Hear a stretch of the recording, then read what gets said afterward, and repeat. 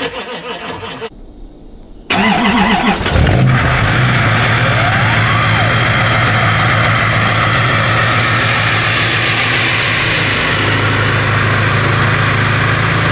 today's video, we are going to be starting the 6.5 liter turbo diesel that I bought dirt cheap last year.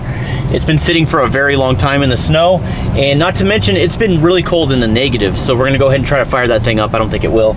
We got some pretty concerning issues going on with the Denali as well, so I'm gonna be fixing that. We're gonna be blowing some sparks. We're gonna get into a little bit of trouble today, and I'm just hoping that nothing will go wrong when I try to start this truck in the cold. But let's just see what kind of trouble we can get into today.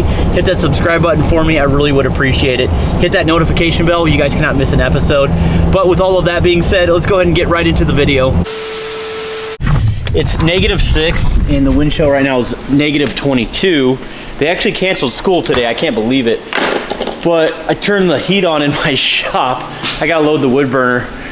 It's not terrible. I don't know why they canceled school, that's crazy to me. I remember when I was younger, living out here in Michigan, they wouldn't cancel school at -6 degrees, but either way, this is a 1996.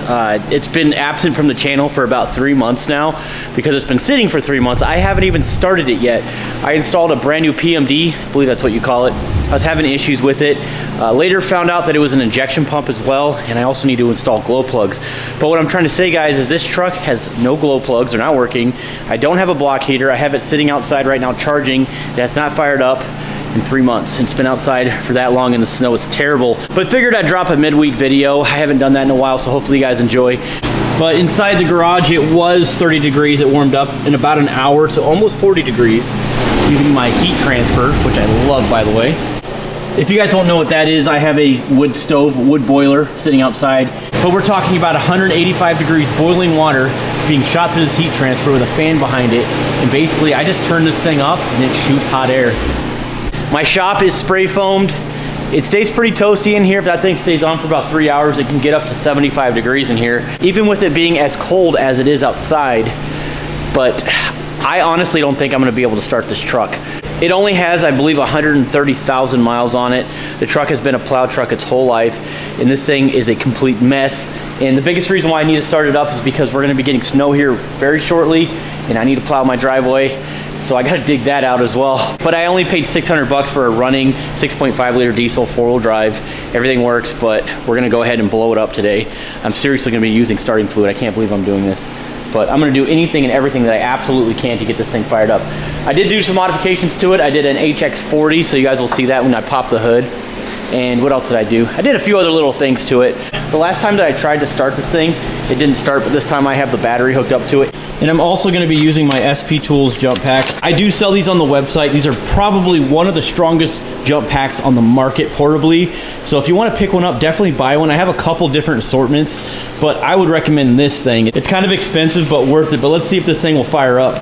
This is such a miserable video. I have a very good life insurance policy just in case I die. My wife will be rich.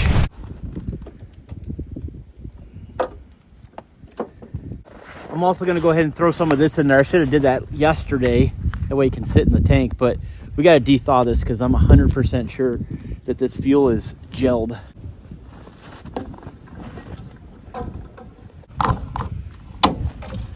Give her a little shake.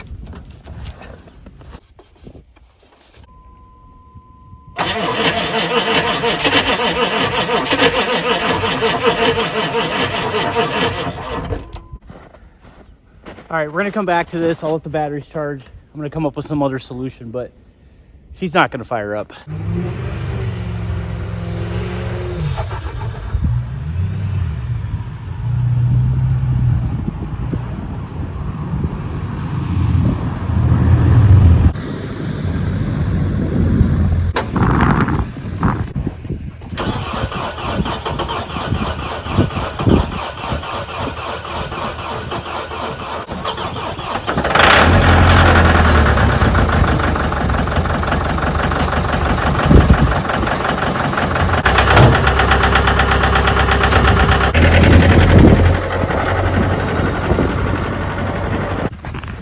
Yeah, I guarantee you that thing is frozen solid to the ground. So I'm gonna go ahead and hook up my forks really quick.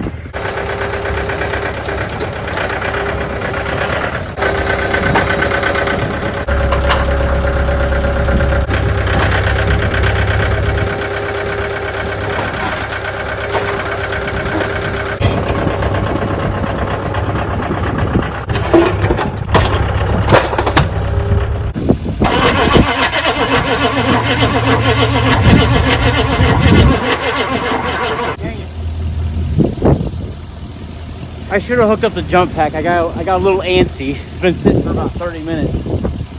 This video is miserable.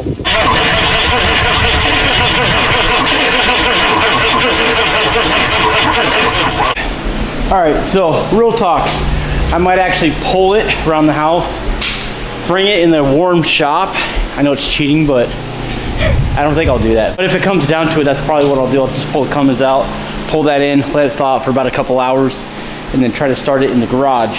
So I have my other Duramax plugged into that 6.5. We're gonna go ahead and let that charge. We also have the SP Tools jump pack charging as well. I know a lot of you guys already know this, but I run a diesel truck website, truckmasterdiesel.com. We sell a lot of truck parts, for example, air dogs, fast fuel systems, inside edge monitors, heads, RDS turbos, HSP, powder coated piping, literally hundreds of parts to choose from, and of course Truckmaster merch. But if you're in the market to upgrade your diesel truck, this is a perfect time to take advantage of this, because every $1 spent on the website is one automatic entry to win a brand new SP Tools toolbox. I'm gonna leave a link in the description as well as a comment, so click on it, get entered right after this video. I'm gonna go ahead and load the wood burner really quick. Man, I'm really hoping I can get this truck fired up for the video today. But more importantly, I gotta get that snow plow on there so I can plow snow, because it's coming.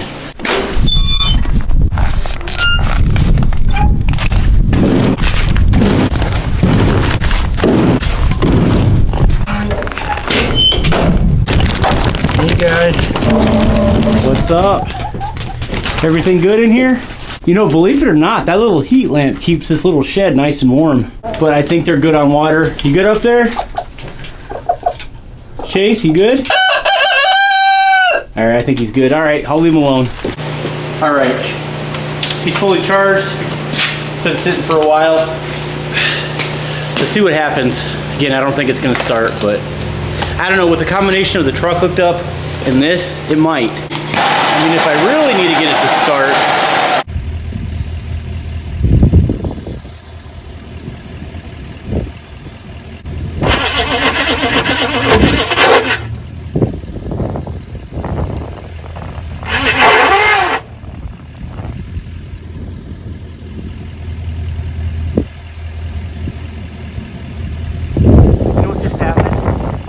the starter kicked out. So yeah, I replaced this starter when I first bought the truck, and it's grinding against the flywheel right now, unfortunately. All right, this video is a complete failure. It looks like it's gonna sit until about summertime until I'm finally gonna get to this thing, but I'm pretty sure that the flywheel's jacked and it needs a new starter.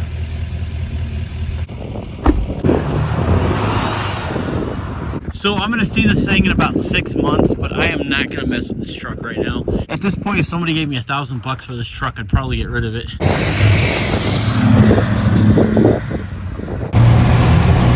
Can't even feel my face. Wow, that was not worth it. As a matter of fact, I'm glad that happened now than if I was to take that thing to the grocery store or pull the trailer, stop, fill up, turn the truck off, and then try to start it again. I'd be dead in the water. So I'd rather it be broken down in my backyard. But not to kill this video completely, I'm pretty sure that my front end has some play, because when I came back from Indiana from Dylan's shop, I noticed when I was pulling the trailer back. But I'm gonna get this Duramax on the hoist and shake her down, feel for play. If there's any play, I'm gonna fix this. I'd rather fix this than that junky truck. Let me know in the comments if I should make a full video on fixing that truck, because at this point, the thing is a complete money pit, and I don't really need it. It's just a nice winter beater.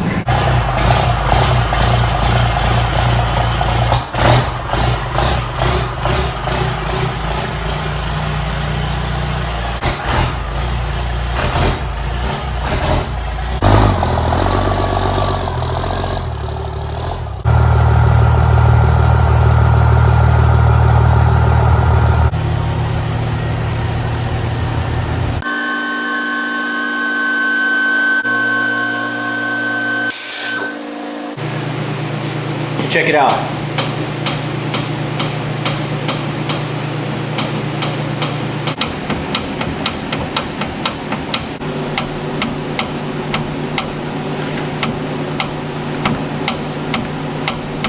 But right where the pitman arm hits the center link, you guys can actually see the play when I'm moving this tire left and right. But for some of you guys that don't know, if you go up and down, kind of push in and out, you feel any sort of play. It could be your upper ball joint, it could be your lower, also could be a hub. very possible. Left and right, very tall tell sign that it could be a tie rod, but in our case, it's clearly a pitman arm. So yeah, we're gonna go ahead and fix that, and it's not fun. But I did have this truck up in the air. I started shaking it down, and bam. So I'm gonna make a YouTube video on that. I'm hoping this will help somebody out. I do have a set of Moogs. They're not terrible. I know that they kind of get a bad rap nowadays, but I'm gonna throw these on. If I'm gonna be doing a pitman arm, I am gonna be doing a fiddler bracket as well. A couple 4-wheel drive boost launches, I'm sure doesn't help.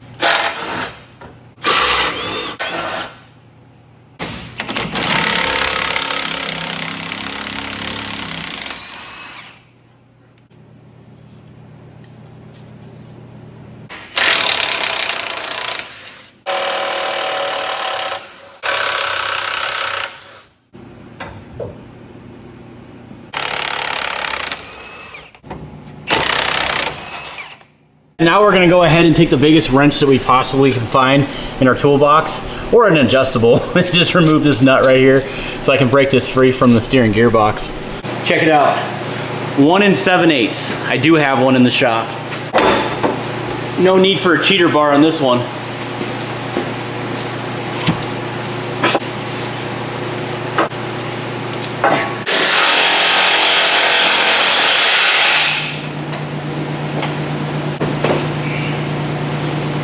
That did not take that long whatsoever. I think this is still good, but since we're there, we might as well go ahead and just replace it. So the trick here is to remove the pitman arm from the center link. So I'm gonna use a big old pickle fork and just take a big old hammer and just drive it right in.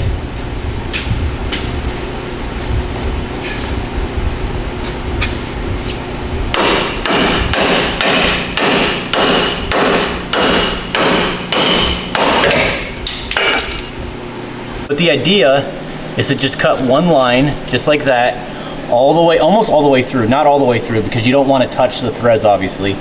And after I've made my cut, I'm going to take my air hammer and simply just kiss it just a little bit right there. It's going to split it wide open, and theoretically this entire pitman arm will come right off.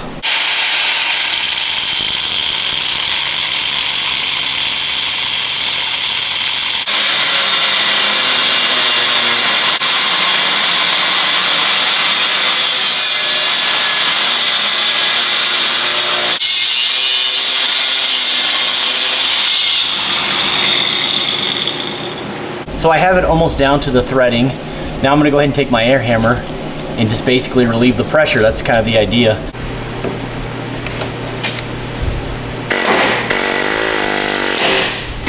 And that is it, guys. That's how you do it. So I'm gonna go ahead and remove the steering gearbox. I'm just gonna pull it out a little bit. That way I can drop this down and get all this out of here. And we'll go ahead and replace everything.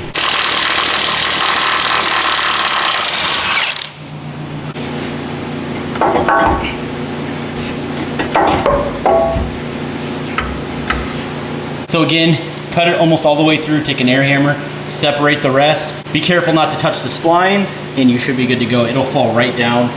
This is pretty straightforward. I'm gonna install this stuff, and then after that, we're gonna go ahead and test it, wiggle the tires and see what happens. So let me go ahead and get this installed right now.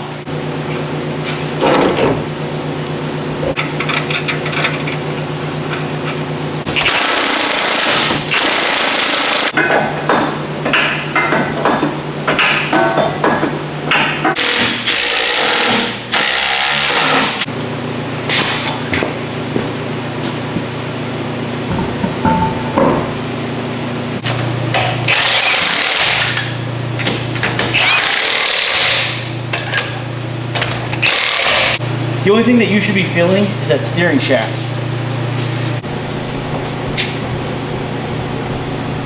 And I see absolutely no play.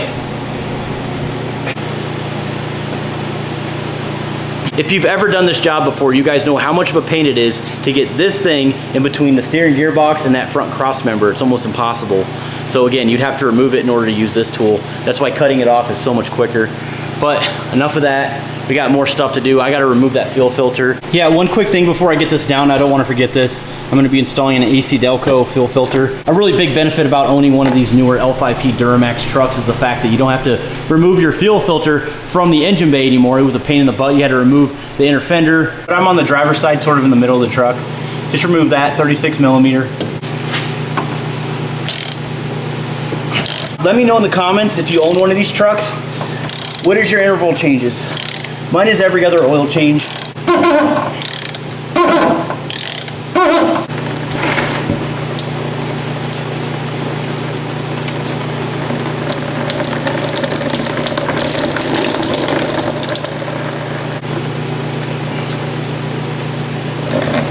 And there's your little before and after look. But yeah, you're just gonna remove this O-ring right here. Get that out of there. Replace it with a new one. I always like to take a little bit of diesel fuel, just kind of lubricate it a little bit before I put it on.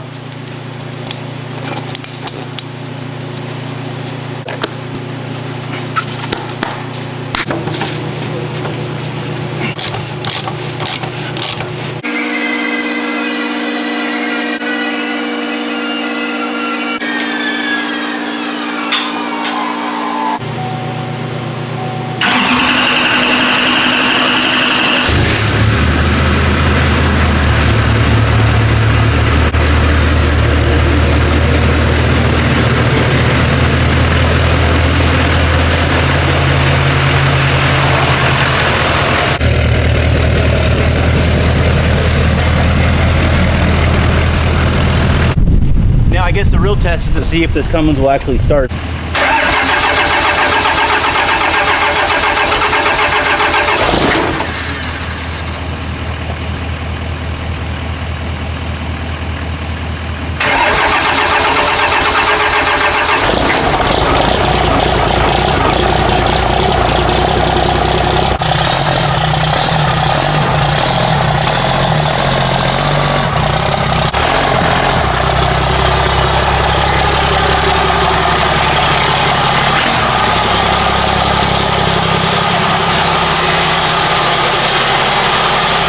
Now it's kind of hard to test this truck. Obviously the roads are kind of bad, but as far as that clunking noise and it being very solid, which I'm noticing right now, obviously that fixed the problem. I mean, duh. Not only am I test driving this truck, but I'm also headed to the post office because I have a few orders that I need to drop off from you guys that ordered off the website. So thank you guys so much for that. I really appreciate it. The SP Tools Toolbox giveaway is going to end pretty shortly. So get your entries in. I will leave that link in the description, of course. But after taking some time to cool off, I'm actually really thinking about scrapping the 6.5 completely. It's nice to have a plow, but I also have a tractor, so it's really not that big of a deal to me. It was more of a channel toy, really, just to make content on. I will get it off the ground, and I'm gonna check that starter. I have a strange suspicion that the bolt ripped out from the block, so we might have some real issues with that thing. But again, I don't know. Let me know in the comments if I should waste my time repairing that old junky truck. A big thing on my channel is taking old gross trucks and restoring them, but I just don't know if this one would be worth it. Something really important that I wanted to add in this video that I really should have talked about earlier is the fact that if you decide to remove your pitman arm on your truck, if you're just not experienced with power tools and you just don't have the proper tools needed to do the job, don't even attempt that. I've cut off like 20 pitman arms off of trucks and I've never had a problem. It literally takes me 15 minutes to do it. But I'm telling you, it would be the absolute worst news if I heard of a guy cutting off their pitman arm on their truck because they watched a YouTube video of a guy doing it with an angle grinder. So don't do that if you're not experienced. Make sure you guys concentrate those sparks into the floor instead of up into the engine bay, which again, I'm sure you guys know because I know it's common sense, but just be careful. Obviously, the best way of doing this is just removing the steering gearbox completely and using a pitman arm puller. That is it. I'm done with this video. Let me know in the comments what I should do with the 6.5. At least I'm glad I was able to fix this truck today. But with all of that being said, we'll see you on the next one. Stay tuned.